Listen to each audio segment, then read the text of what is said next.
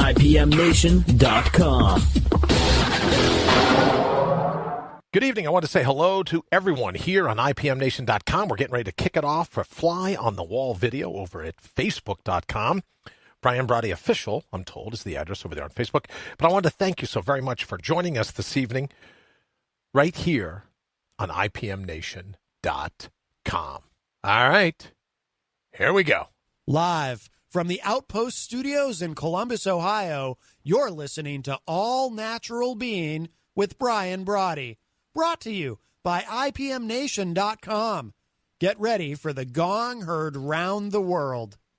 10, 9, 8, 7, 6, 5, 4, 3, 2, 1. This is not a drill.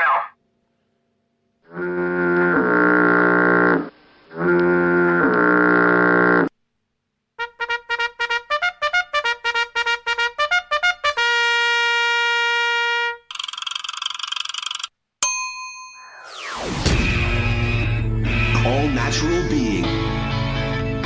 Warning, All Natural Being with Brian Brawdy is designed to shake your sense of self to the core. It's full contact psychology with an empowering twist, a philosophical loofah for your soul. For those of you not ready or comfortable releasing your inner superhuman, listener discretion is advised. Here's your host, Brian Brawdy.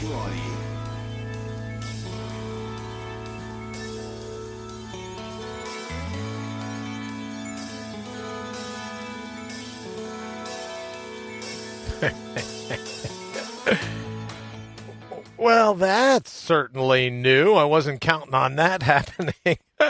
Good evening and welcome. Thank you for stopping by.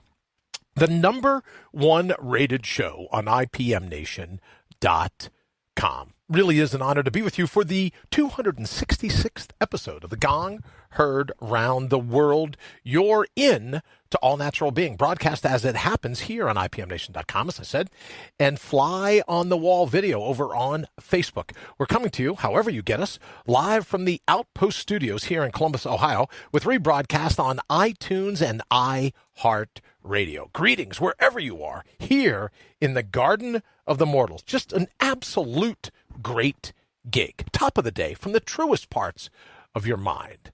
Because life, it's your labyrinth. Your shot at running the table is right now. That's why we're always putting your heart's highest priority top of your list, placing your primal scream front and center in your life, where we believe it belongs.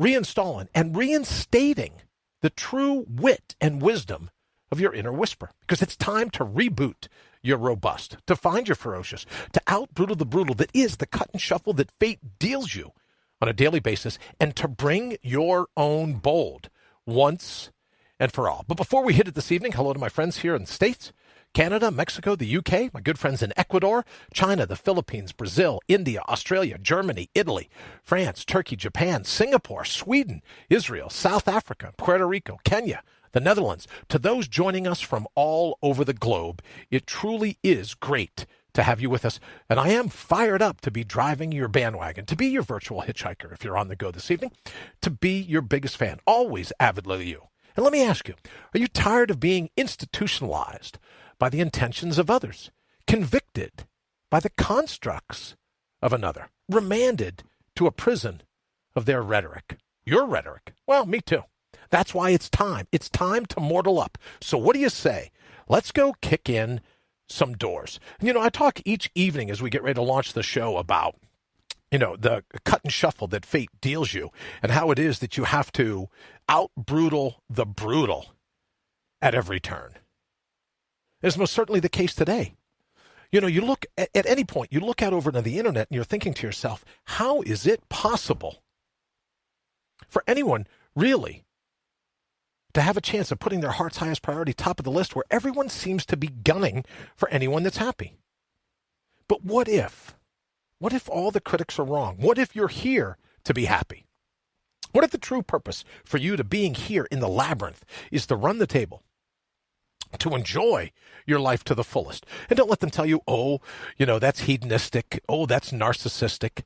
Again, I saw a report earlier in this week that says that the people that are slightly above the narcissistic scale are the happiest people in the world, right? Because they know that in order to be any good to anyone else, you first have to be good to yourself. And that's what the show here, All Natural Being, is all about. How are you going to be good to yourself? How not to be institutionalized by the intentions of another, by the constructs, right? How not to be confined by the constructs of another who say, this is how your life should be. This is how your life should go. This is what you should expect day in and day out. But if you look at some of the sharpest people in human history, they've gone against the grain. They've gone against what I call the static. Some people call it status. I call it the static quo, right? This little sound, I've loved this sound. Let me tell you a little bit about this.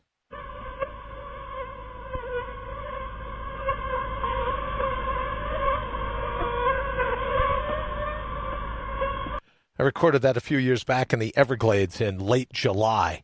Mosquito bite rate in excess of 400 a minute. And I often think of that sound. That's what it's like. All the chatter, all the different things, all the different angles in life telling you, oh, you can't do that. You have to do it this way. You couldn't possibly be happy. You have to do it that way. So this evening in tonight's show, and believe me, I wanted to do a post a little bit earlier, and I was going to say, tonight's episode is going to be all about lowlifes making headlines. And if you look around, you think to yourself, how could you possibly have enough to do with how do I do that all the time? Right? You think, how could you be doing lowlifes making headlines? And the only problem is there were so many lowlifes making headlines today. I didn't have time. So many lowlifes, so little time. So then what I thought was this evening I'll say hello to everyone here in the thread, and then we can talk about, kind of like Brian's pet peeve for the day, see if it's something you've done before, and then maybe look at some of the other people that are doing it from time to time and go, you know what, this is something we should consider knocking off. But let me say hello to Janile. Hello, Janile. I saw the picture today with you running around having some fun. That was a great picture over on Facebook. Thank you so very much for joining us. Henry, good evening. Dallas, good evening as well. Thank you for joining us here on All Natural Being.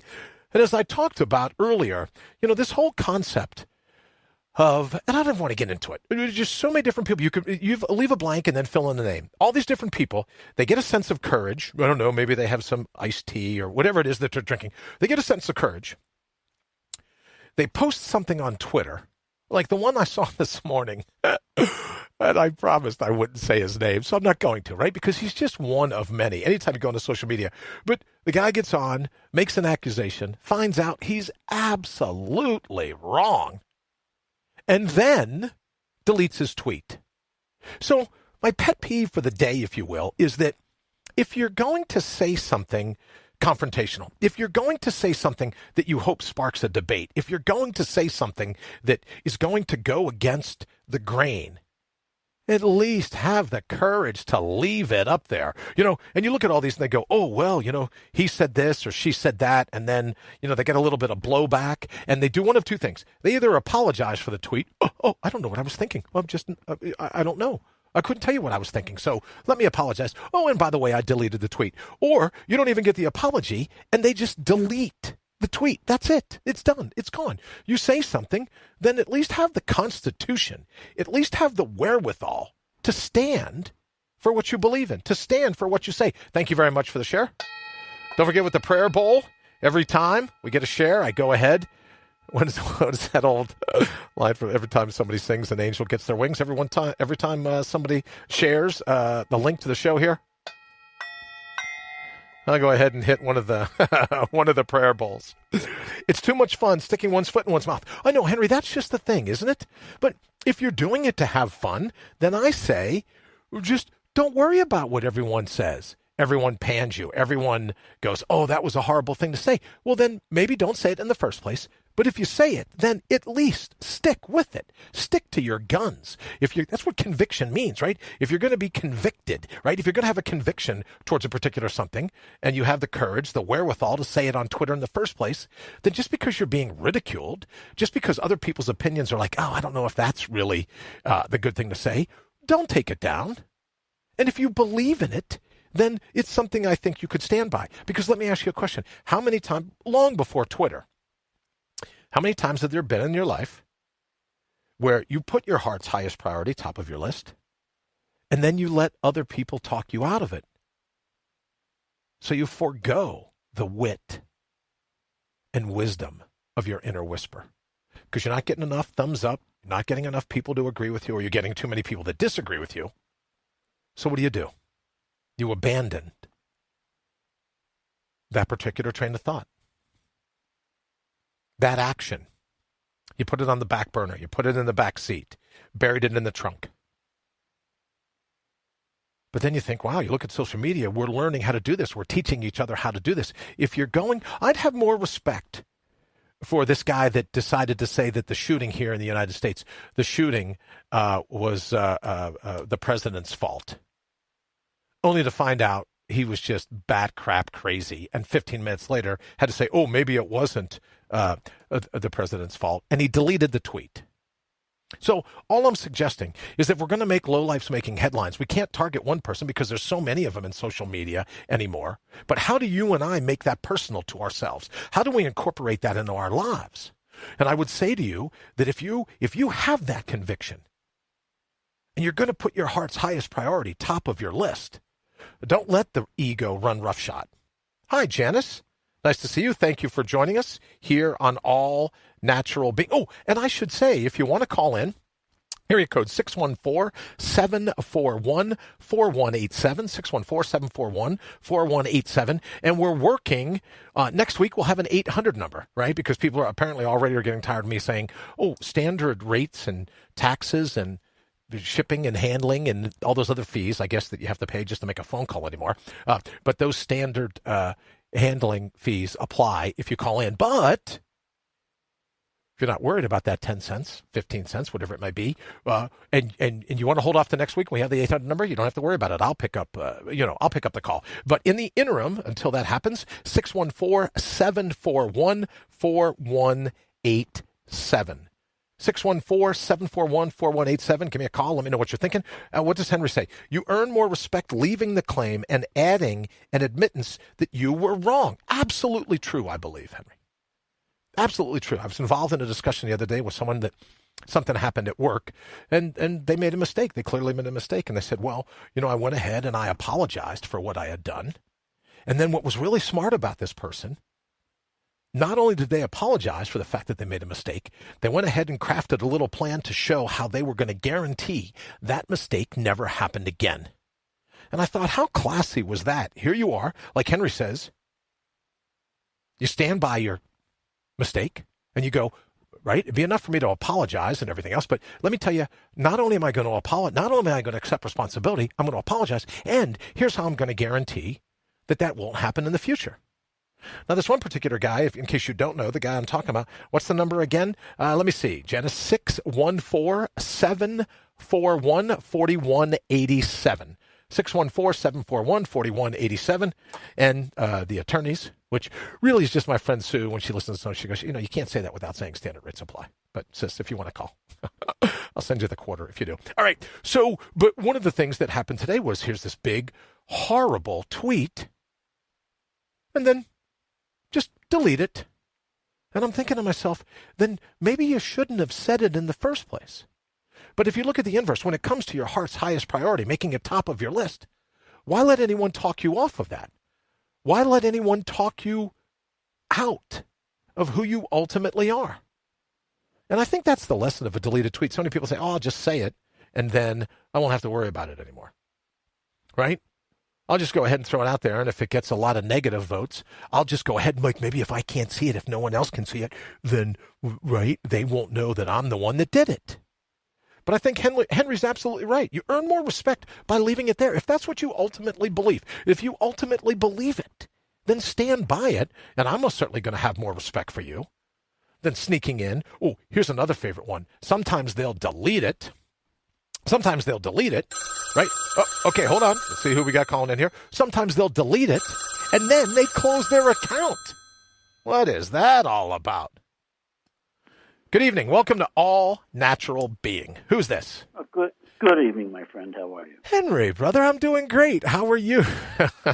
I'd like to delete this call and say that it never took place. You know what I mean? Like, what's happened to people? Right? Yeah, that was pretty good to begin with. I tell you, I'm not sure. We're very interesting. Let's put it that way. We are a challenge. And that's, you're being nice to people when you say we're very interesting. And I guess I agree with you. Oh, we're interesting.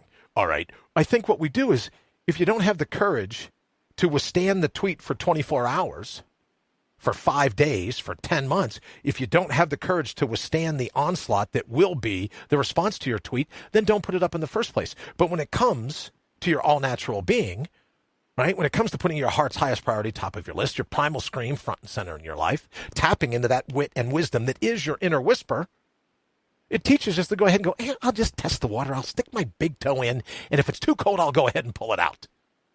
What kind of show is the ego running here, Henry? Well, it's had free reign for so long, it just about can do anything it wants at this point. And who's going to say anything, you know? You know, it's funny, Henry, it makes me think, as soon as you said that, it makes me think like a kid whose manners are less than adequate and is a little bit spoiled, and you see him running around at a store or the library, and you look over the mom goes, I don't know. I lost control a long time ago. I'll just let him terrorize everybody. And you're thinking, what the heck? That's just how the ego runs the shop, isn't it? I think it's sort of like our spouses. That's what they do with us, isn't it? Well, yeah, let me say, I run around like a little kid all the time. Absolutely true. Henry, I got to say good evening to Christian. Christian, good evening. She says hello to everyone. Thank you so very much for being with us here on All Natural Being.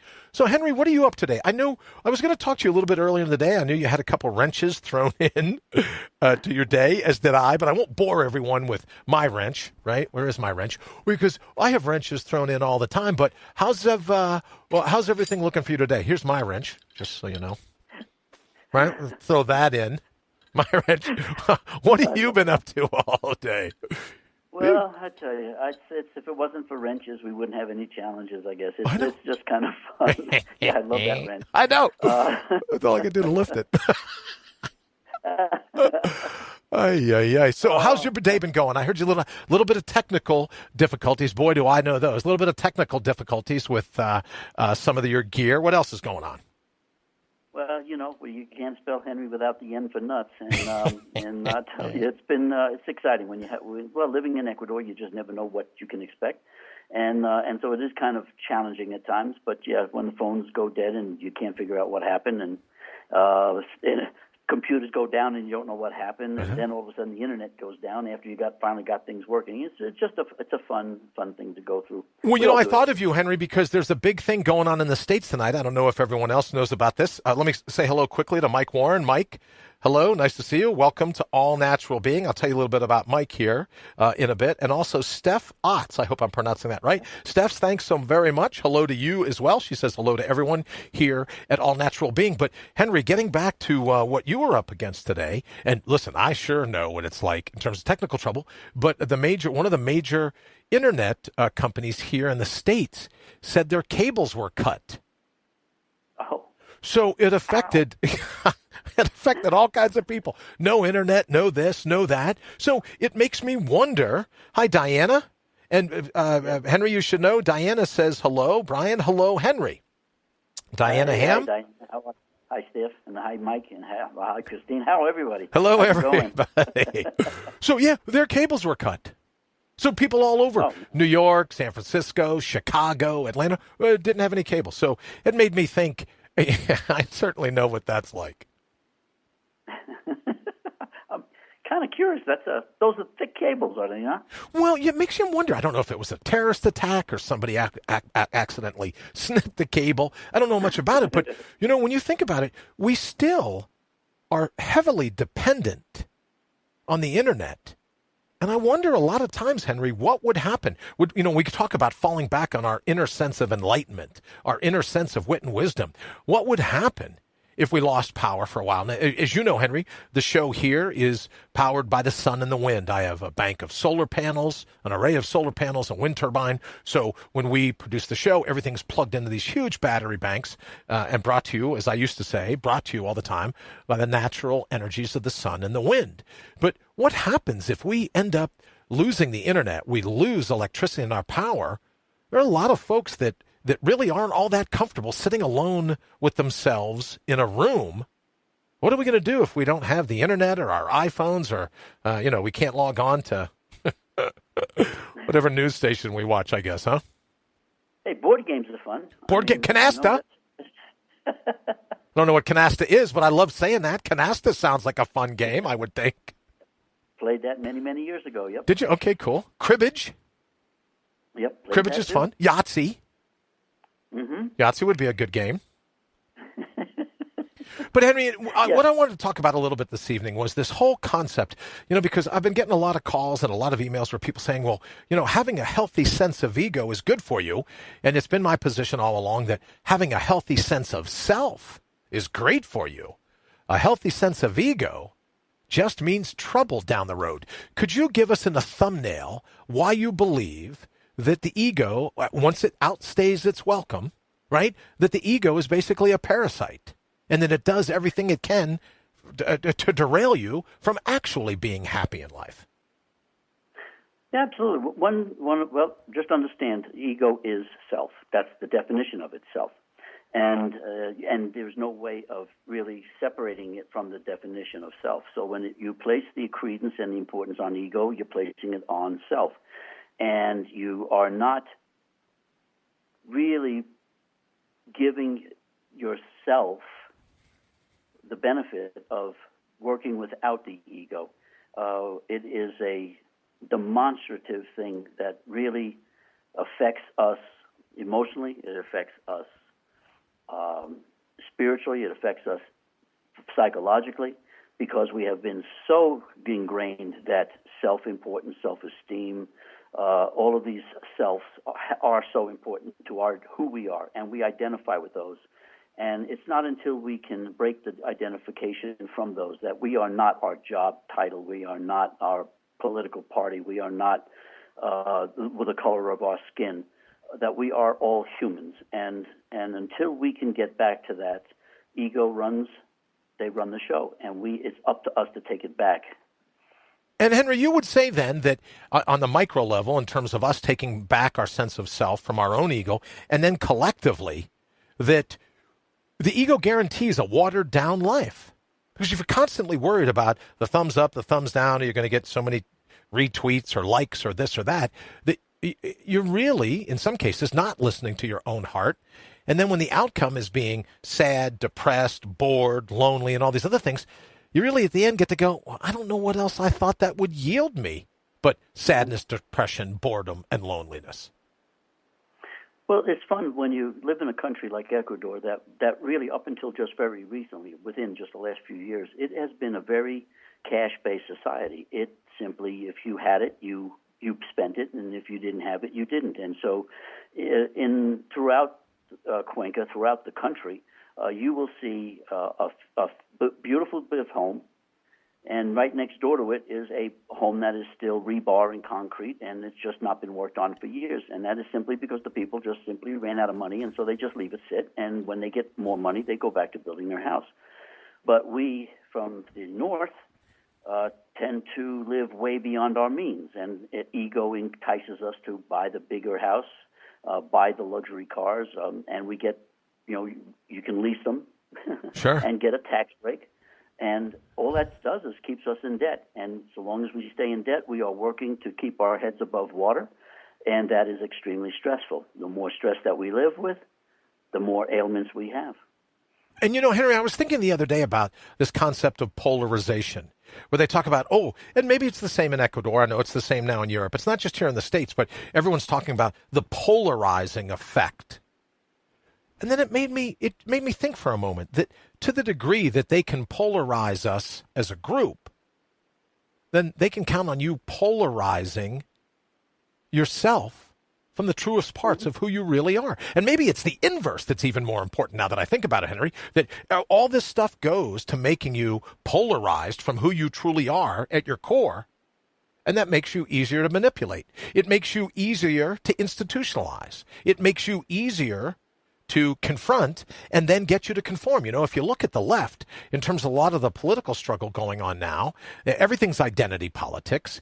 They want to be able to attack you, and if they can marginalize you, then they think they've won because you've been ostracized. But ultimately, in order to be ostracized, you have to buy into it. The old saying, it takes two to tango. Let me say hello to David. Thank you for joining us here on All Natural Being. Janice, I'm glad you still have internet access in Fayetteville, North Carolina. Thank you for joining us. But right, Henry? So if they can get us to polarize ourselves to be contrary to the truest parts of who we see in the mirror, their job's half done, isn't it? Oh, well, absolutely. I mean, look back, go way back in history. I mean, we are the human race. This is who we are. We are one race, and we are the human race. And then somebody got that bright idea to start putting up boundaries as we migrated around the world into different locations. And they created countries, set up borders that further separated us from ourselves. So now we're separated by nationalities. We're separated by color. You find so many different ways to separate us. And yes, so they have done a great job teaching us that the national pride is so important, and yet it's just a ploy to keep us from being together, so a ploy to keep us separated. And we keep doing this to ourselves. Sometime, somewhere along the line, we'll have to wake up and realize that these are our brothers and sisters. The skin doesn't matter. You find that when you take and do surgery on somebody. We're all the same on the inside, and the only the package, the present you receive at Christmas time, it sits in a box. Somebody wraps this box up with wrapping paper. Well, that's our skin. It's wrapping paper. It's what's in the box that's most important. It's what's inside of us that's most important. The more and closer we can get to that, the more unified we become. And then all of the arguments that politicians put out and religious leaders put out, why we're supposed to be separated and so much who's superior to others, it all goes away. It's just helium. It just doesn't hold any water anymore. Because that facade, it has to fall away, right? When it comes to knowing who you truly are at your core, when it comes to your all-natural being, when it comes to not being polarized for the most powerful parts of yourself, all the mashugana, all the fake has to fall away. I said hello to Mike Warren here earlier in the feed, Henry, and I had talked to you about Michael before. Michael heads up a company called BioPro, and it's one of the supplements that I take, that I've taken religiously since my first brain surgery, to help empower my immune system to do what it's already good at. And Mike, if you're still with us, can you throw up the link here in the feed for people so they can find out more information about BioPro? The reason I mention it, Henry, is that, yes, there's a particular supplement that I take that helps my immune system. As you know, my surgeon said to me, look, if you can fight all the skirmishes, if you find all the other little things that your body's trying to deal with, your immune system is strong enough to be able to handle the recovery of the brain surgery. So philosophically, if we could find a way of being able to deal with all the little skirmishes, the suffering, the slings and arrows, all the insults, everything else, then our philosophical immune system, as infinite as it is, as ubiquitous as it is, if we can just bolster it a little bit, then all these little skirmishes, all these little battles, we win the war with enlightenment when we don't let ourselves be polarized and we don't let ourselves be watered down. And just like I take the BioPro to help boost my immune system, or people could read the things that you write, Henry, and the things that you record to help boost their philosophical immune system, it's not like we have to look outside of ourselves. It's that we do what we can to help bolster what comes naturally to us, which is the ability to stand and defend ourselves from all kinds of slings and arrows. When I talk about the cut and shuffle of fate, it's already in there. You're already capable of pulling all this off, aren't you? Absolutely right. We totally are. We are in total control. It's we've just wrapped ourselves up with so much, as you say, Michigan, to thwart our own ability to really turn to ourselves and understand who we really are. We've been whitewashed and painted in different colors and dyed our hairs in different colors, and we do everything we can do to make ourselves conform or diverge from what we see as society. We just have to turn to ourselves. We have all of the answers. It's just so buried, so darn deep that we just don't remember it, and we just have. That's the purpose and the reason for all of the work and the writings and trying to get the message out for everybody is you all have it. It's just trying to find it and getting through all of this mashugana. Mashugana, I love that word, right? Yeah, that's a real cool word. Yeah.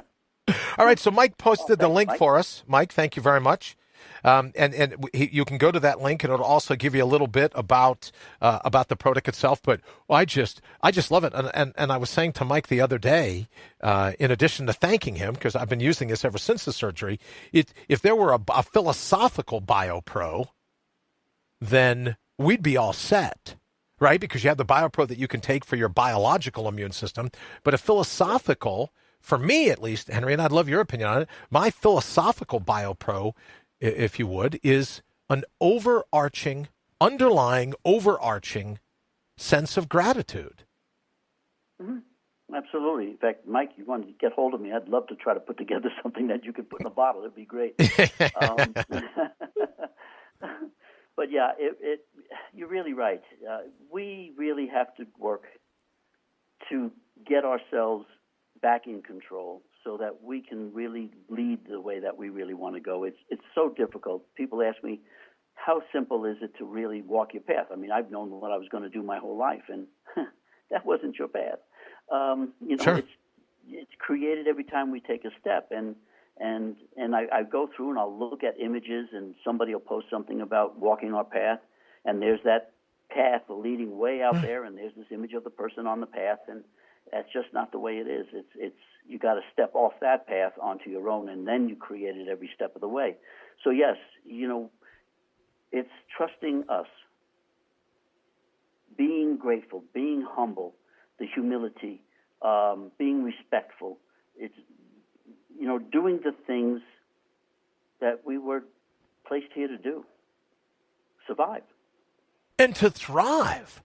And to not do it, as you said earlier in the week, one of the points about don't hang out with miserable people, including yourself. Don't be miserable yourself. And if you get up every morning or you fall asleep every evening with this overarching, underlying, as I said, sense of gratitude, people go, "What do you got to be thankful for?" Well, I'm still here. And Henry, I don't want to I don't want to throw you under the bus in terms of telling your story, but I'll briefly just say that there was one particular night recovering from my first brain surgery where I called for the nurse because I didn't remember who it was. I didn't know who she was, right? But I called for a nurse, and she goes, "What can I do for you? Can you just hold my hand?" And she looked at me with a quizzical look on her face, and she goes, "What's up?" And I remember in that moment thinking to myself, well, I don't want to die alone. That I was so convinced that my time was up. I thought, what, I'd just like to hold another person's hand before I check out of here. And so for me, having recovered from that, let me say hello to Josephine. Josephine, thank you for watching All Natural Being. Having recovered in that particular moment, knowing that I very easily could have gone the other way, right? Well, I joked all the time, look, just put some dirt in it and send me out of here. But I was seconds away from a permanent dirt nap. So for me, the sense of gratitude comes easy. But I ask people all the time, don't be like me. Don't wait, right? Don't wait to where you're confronted right at that line between life and death. Don't wait. Don't be like me. Don't have to get to that point to where you can be happy just because you've not been brought to that precipice. Can you talk a little bit about how empowering it is to be confronted with death, how empowering it is to be able to live life the way you're supposed to? Oh, yeah, if you want absolutely. to, if you want to. I don't, like I said, I kind of set you up to answer that question, so it's totally up to you, brother. Yes, no, not a problem. I had experienced it. I was nine years old. I had a pneumonia for probably the 8th time in my life, 106.8 fever, and I died. I remember everything that was going on. I watched my mom. She broke down completely. The doctor literally just flat out told her that if he wakes up in the morning, he'll be fine, and that was all she had to go on. It won't go into all the sensations and the things I experienced with that, but it takes the fear of death away from you because it is such a marvelous place. It's such a remarkable place where we go. And then again, when I was 24, and had to have back surgery, and I had broke my back when I was in the military, and that's a tough one to talk about. Okay. But they put me too deep in the anesthesia, and I was gone for about 2 days altogether. I had, again, my poor mom sitting at the foot of the bed waiting for me to recover. And I was 2 days into finally coming back. And, I woke up, I had blood going in my neck and my ankles and my wrists and fluids going in every different ways. And it took me about 6 weeks to learn how to walk again. But, it was an experience. And again, you no longer fear it. The biggest fear we all have is death, for one. That's the one everyone, and most people would joke about it. Well, I'm not afraid of death. I'm just afraid of the way I'm going to die. I don't want Right, to true. Right, I can see people saying that. And I can't understand that. I really can. But we fear a lot of things. I mean, we fear loss, homes and material things, loss of family members. We fear all these things. And it's actually the major part of our life when you really think about it. We're here for such a short period of time, yet we exist forever. We are immortal, and it's just not in this form that we are. So once you understand that and can accept it, there really is nothing to fear. There is no fears. And that's why I think when I started the hashtag last week, Henry, to try to spark a little bit of the conversation, everyone's talking about moral clarity. And I was like, how about a little mortal clarity? Because when you realize this sense of immortality, then the little parentheses that is your mortal gig, it's a rock and roll show, right? Like you get up every day and you go, hey, you left me here another day. It's on you now, right? You're into the time. You want to kick in the door? Let me say hello to Parker. Parker, thank you for watching, sir. Thank you for joining us here at All Natural Being. But right, Henry, so your sense of gratitude is that maybe a little different than mine, where my sense of gratitude was like, hey, I'm glad to have made it back. Your sense of gratitude, I'm sure, knowing you're glad to have made it back, but you're also overwhelmed with gratitude because you know what it would have been like had you gone on, and even that's not a disappointment to you. So you have like a double whammy of gratitude, don't you? I've really learned that to enjoy life. I've learned that it's very important that we take the opportunities that we have in this time and really be happy. I mean, we spend so much of our time in jobs we hate, and yet we justify it to ourselves and justify it to ourselves and justify it to ourselves, and it's not necessary. We don't need to be doing the jobs that we hate, and most of the times it's jobs that someone else said, planned it out for us. This is what we were going to be. Dad was a lawyer. I'm going to be a lawyer. I rather would have been an artist, but I'm an artist. I'm a lawyer. But and so we have to make those choices. We're here such a short period of time to experience what these emotions are all about. So why not enjoy them instead of justifying making our lives so negative and so miserable? I mean, get out there and have fun, enjoy life, live for the now, because you can get hit by a bus tomorrow, and we don't have that as control. We don't know what tomorrow is, yet we sit and we worry and we plan and we divest ourselves of so much energy worrying about what tomorrow's going to bring. Do I have enough insurance? Is the family going to be protected? Is the house going to get paid off? Wow, I'm sorry. That's enjoy your life. Well, I'll tell you, Henry, that's left over for me, and not to, as I say all the time, I don't want to always end up talking about, my path, but I was clipping along, had no clue what was waiting for me right around the corner. Right? So you can say all this time, oh, I planned on do this, I plotted to do that. And it's probably why a lot of people give me a hard time now about when I say, I talk about life without a goal, where you literally in the moment decide, what are you going to do in this particular moment in all of time?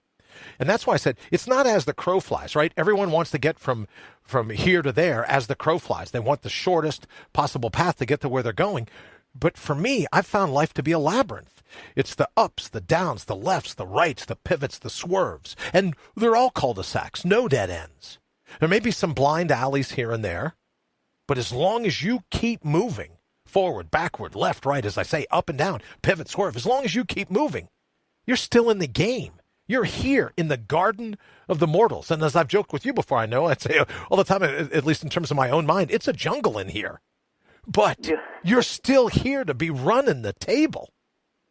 Yep, absolutely right. And, you mentioned the night before last, 14,000 people on the way to Chicago or New York, and they don't have that option. They're dead. And so we have to really enjoy it. We have to love the fact that we're still here and that we still have an opportunity to really right all the wrongs that are going on and they start with us. I mean, if we can stop seeing people in different fashions, in different colors, if we can stop seeing our brothers and sisters outside of who they are, what their spirit is about, the heart, we do ourselves and we do society a much more justification than simply living it the way it is because everybody else is doing it. And Henry, I wasn't going to share this, but I will just a little bit. Some of my, as you know, some of my family members are here in the thread. But we had our big family reunion just last weekend, and I was fascinated to have met for the first time ever two brothers. And I won't say their names in case they're not they don't want me to be as open about as I was. But these are two brothers from different moms that my dad had been involved with during his little run through Europe and here into North America. So even on two different continents, all these different relatives that I had that I didn't even know of, but we had the same dad, that ultimately you can look outside of that and go, we all have the divine in whatever definition you choose. You are the great-great-great-great-great-great-great-grandchild of that energy, either the Holy Spirit, Holy, or the Holy, Wholly, Holy Spirit, whatever it is. We're all connected in that regard. And it just seems silly to me, the way we attack each other, the way we go at each other, the way we find division, because it certainly doesn't exist at the subatomic level, does it? No, it doesn't. We are so connected. I mean, we are connected to nature. We're connected to each other. We're connected to the universe. The energies all flow through us, and the energies all come from the same place. And if there were a way to measure that, to be able to show people that this is the way it is, on one-on-one it's great because you can kind of give people a demonstration on exactly what the energies feel like.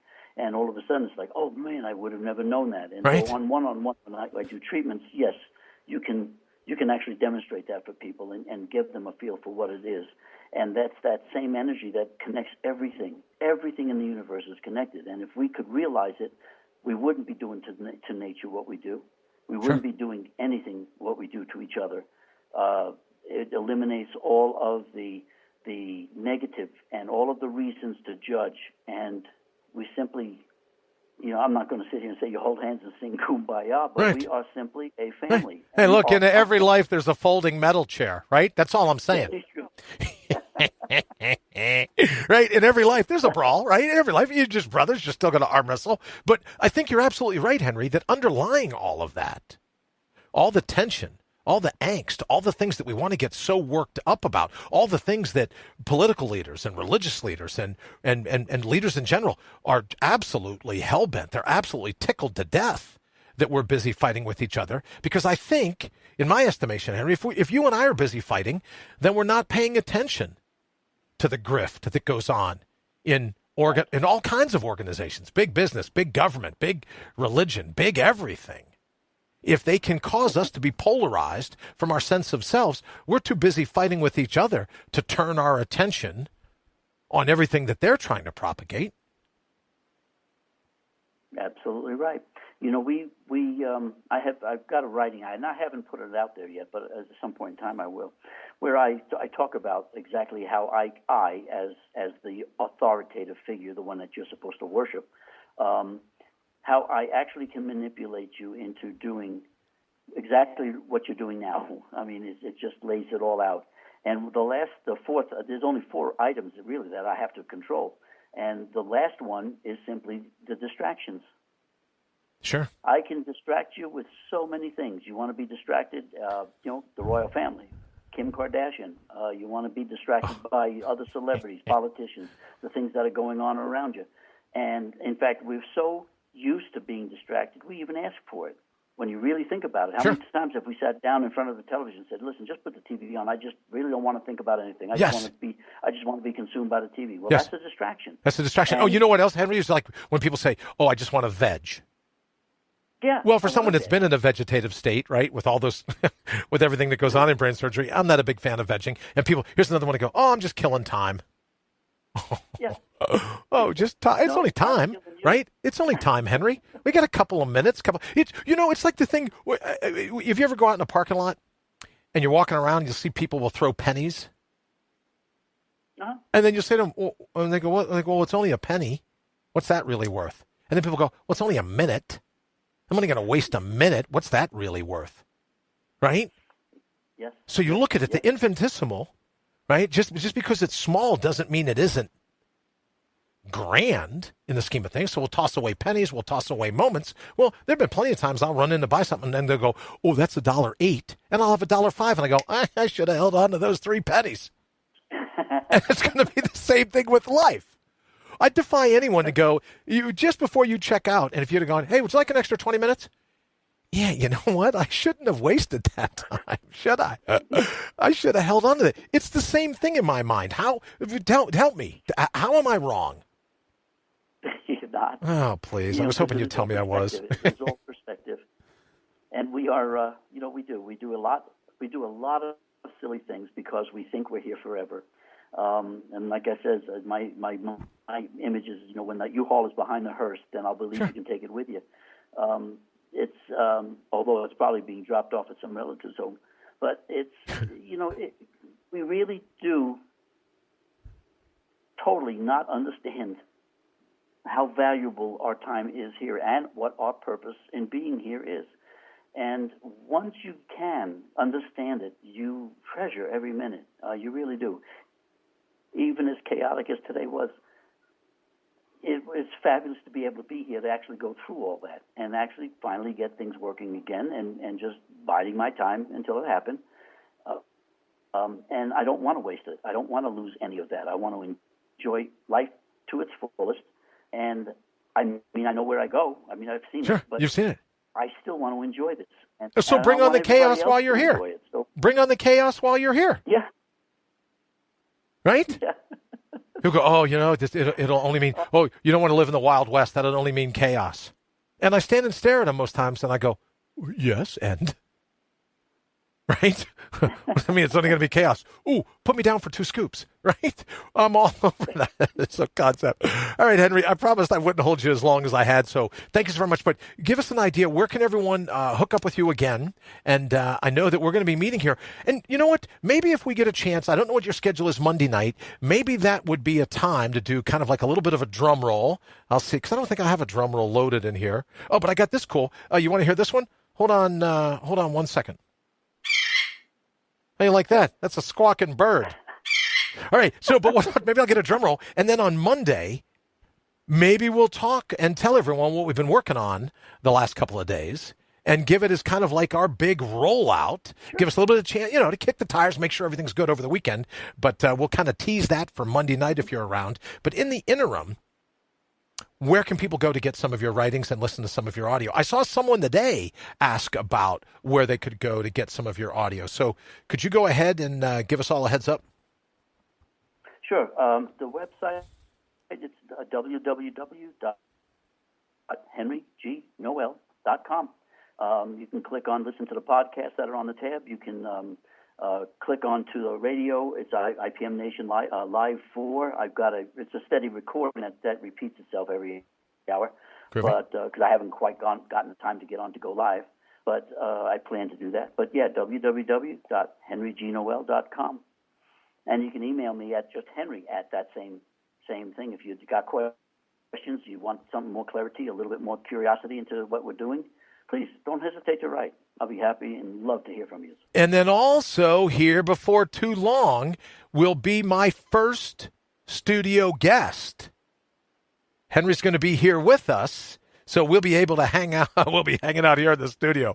Heaven help us all. Henry, thank you so very much. Please tell Rita I said howdy, and thank you for your insight as always.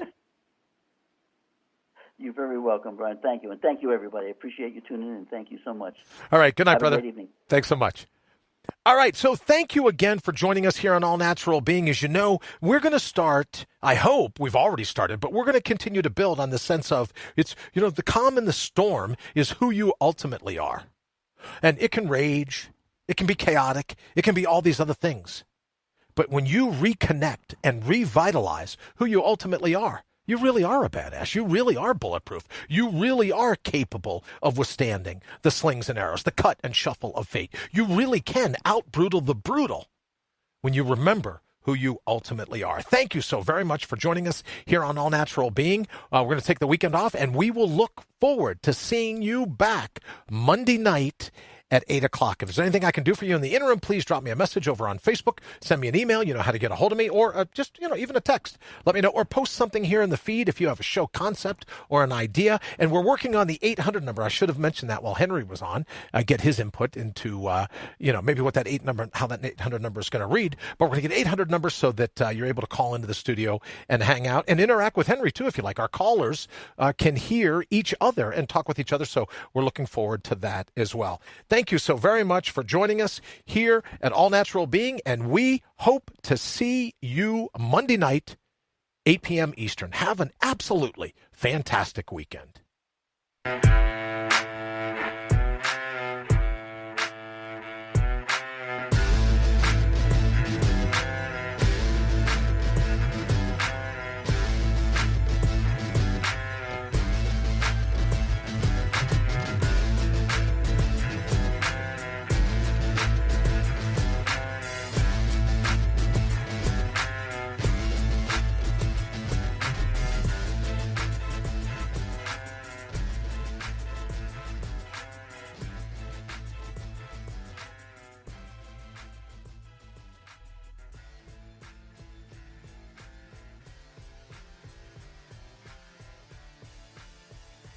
IPMNation.com.